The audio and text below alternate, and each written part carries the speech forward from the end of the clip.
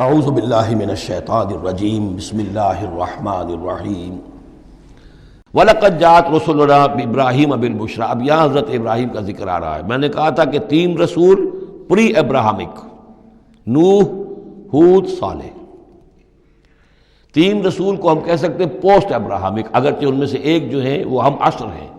حضرت لوط حضرت ابراہیم علیہ السلام ہی کے بھتیجے ہیں، انہی پر ایمان لائے تھے، ان کے ساتھ ہی انہوں نے ہجرت کی تھی۔ پھر ان کے بعد شعیب، وہ بھی حضرت نوح حضرت ابراہیم کی نسل سے ہیں۔ پھر جو بھی بنی اسرائیل تھے ان میں موسیٰ بھیجے گئے، وہ بھی حضرت ابراہیم کی نسل سے ہیں۔ آخری رسول محمد صلی اللہ علیہ وسلم وہ بھی ابراہیم کی نسل سے ہیں۔ لیکن یہ کہ ان میں سے 3 کا ذکر کرنے کے بعد اب ابراہیم کا ذکر ہو رہا ہے یہاں سورہ انعام میں۔ وہاں جو پہلا جوڑا تھا حضرت ابراہیم کا ذکر جو ہے وہ اس انباء الرسل میں سے بالکل نکال کر لے گئے تھے، اور وہ قصص النبیین کے انداز میں سورہ انعام میں آ گیا تھا۔ یہاں اس جوڑے میں فرق یہ ہے کہ حضرت ابراہیم کا ذکر بھی یہاں شامل کر دیا گیا، لیکن فرق وہی ہے، یہ وہ انباء الرسل کا نہیں، حضرت نوح، حضرت ہود، حضرت صالح، حضرت لوط، حضرت شعیب کے انداز میں ذکر نہیں ہے، بلکہ ایک انداز ہے کہ حضرت لوط علیہ السلام جن شہروں کی طرف بھیجے گئے تھے اور اس کی وہاں پہ بسنے والوں نے ان کی بات ماننے سے انکار کیا، تو جو عذاب الہی لے کر جو فرشتے آئے تھے جنہیں بھیجا گیا تھا، وہ پہلے آئے حضرت ابراہیم کے ہاں، اور وہاں حضرت اسحاق کی ولادت کی انہوں نے خوشخبری دی حضرت سارہ کو۔ بس یہ ایک واقعہ بیان کیا درمیان میں، ورنہ اصل مسئلہ جو ہے وہ حضرت لوط کا شروع ہوگا۔ انباء الرسل کے اعتبار سے جو معاملہ ہے وہ حضرت لوط کا واقعہ ہے۔ وَلَقَدْ جَاءَتْ رُسُلُنَا إِبْرَاهِيمَ بِالْبُشْرَىٰ، اور ہمارے فرشتادے، ہمارے ایلچی، فرشتے ہمارے بھیجے ہوئے آئے ابراہیم کے پاس بشارت دینے کے لیے۔ قالوا سلاما، انہوں نے آ کر کہا سلام۔ قال سلام، حضرت ابراہیم نے بھی سلام کا جواب سلام سے دیا۔ فما لبث ان جاء بعجل حنیذ، تو پھر ذرا بھی دیر نہ کی، فوراً گئے اور ایک تلا ہوا بچڑا ان کی ضیافت کے لیے لا کر سامنے رکھ دیا۔ فلما رأى أيديهم لا تصل إليه، تو جب انہوں نے دیکھا کہ ان کا تو ہاتھ آگے بڑھ ہی نہیں رہا، اس بچڑے کا گوشت کھانے کے لیے آمادہ ہی نہیں ہے، نکرہم، تو اب وہ کچھ کھٹکے دل میں کہ یہ ہیں کون۔ اس زمانے میں رواج یہ ہوتا تھا کہ دشمن جب آتے تھے کسی کو قتل کرنے کے لیے تو اس کا نمک نہیں چکھتے تھے، نمک خوار ہو جائیں گے تو پھر کیسے قتل کریں گے۔ تو ایک تو اندیشہ یہ ہوا کہ یہ کسی برے ارادے سے آئے ہیں جو میری یہ ضیافت قبول نہیں کر رہے۔ نکرہم واوجس منہم خیفہ، اور ان کے دل میں، حضرت ابراہیم کے دل میں ان کی طرف سے ایک خوف پیدا ہو گیا۔ قالوا لا تخف، انہوں نے کہا نہیں آپ ڈریے نہیں، انا ارسلنا الی قوم لوط، اصل میں تو اللہ کے ہم فرشتے ہیں، بھیجے گئے ہیں قوم لوط کی طرف۔ اب وہ آخری فیصلہ اس کا جو ہے وہ ہمیں چکانا ہے۔ وامرأتہ قائمۃ فضحکت، ادھر کہیں حضرت سارہ بھی پیچھے کہیں کھڑی ہوئی ہوں گی پردے کے پیچھے، وہ اس پر ہنس پڑی۔ مطلب یہ کہ حضرت ابراہیم کی جو حالت انہوں نے دیکھی کہ میرا شوہر خوفزدہ ہو گیا تھا، تو اس کے اوپر کچھ ان کا معاملہ ہوا، فضحکت، وہ ہنسی۔ فبشرناہا باسحاق، تو ہم نے انہیں بشارت دی اسحاق کی، یعنی فرشتوں نے ان کو بشارت دی اسحاق کی۔ حضرت اسماعیل کی ولادت ہو چکی ہے، لیکن حضرت اسماعیل کو تو حضرت ابراہیم جا کر چھوڑ آئے ہیں، اور وہ تو مکے میں آباد ہیں۔ حضرت سارہ کی اولاد ہوئی نہیں تھی، اصل جو خاندانی بیوی تھی ان کی وہ تو حضرت سارہ تھی۔ حضرت ہاجرہ جو ہیں وہ تو بادشاہ مصر نے ان کی خدمت میں ان کو پیش کیا تھا، اسی لیے ان کو لونڈی بھی کہہ دیتے ہیں، یہ حالانکہ وہ شہزادی تھی، وہ بادشاہ کے ہاں شاہی خاندان کی خاتون تھی ہاجرہ، سلام علیہا۔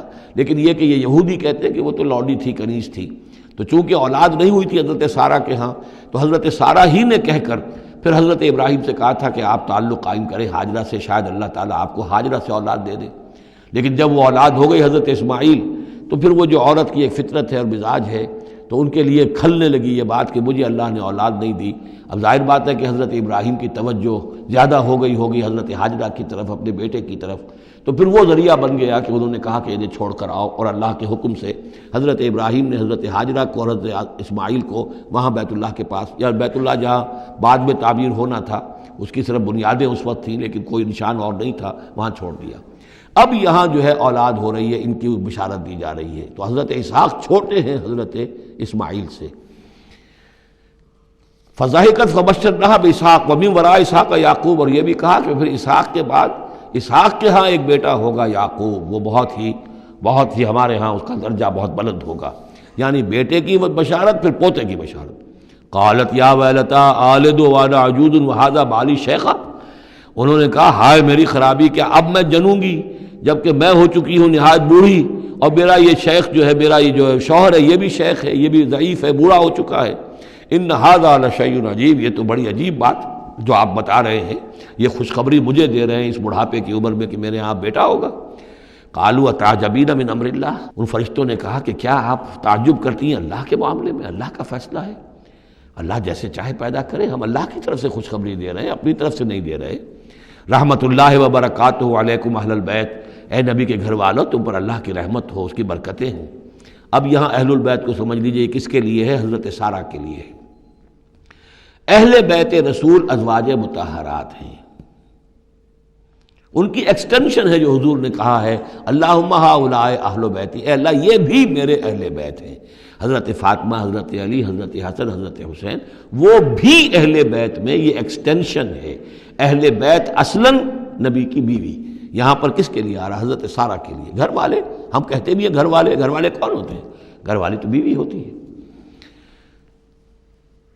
قالوا اتعجبین من امر اللہ رحمت اللہ وبرکاتہ علیکم اہل البیت انہ حمید مجید، یقیناً اللہ حمید ہے اور مجید ہے، بہت بزرگ ہے، بڑائیوں والا ہے، اور اپنی ذات میں ستودہ صفات ہے۔ فلما ذہب عن ابراہیم الروع، جب ابراہیم کا خوف جاتا رہا، وجاءت البشریٰ، اور یہ بشارت پہنچ گئی، ان کے لیے خوشی کی بات تھی کہ اب سارہ کے ہاں بھی اللہ تعالیٰ بیٹا عطا کرے گا۔ یجادلنا فی قوم لوط، اب اس نے جھگڑنا شروع کر دیا ہم سے قوم لوط کے بارے میں۔ یہ مجادلہ جو ہے یہ تورات میں بڑی تفصیل سے آیا ہے کہ دیکھو تم جو جا رہے ہو، اگر اس شہر کے اندر، ان بستیوں کے اندر 50 آدمی بھی راست باز ہوں گے تو کیا کرو گے؟ کیا پھر بھی ہلاک کر دو گے؟ فرشتوں نے کہا نہیں، اگر 50 آدمی وہاں ہوئے، اگر راست باز ہوئے تو ہم ہلاک نہیں کریں گے۔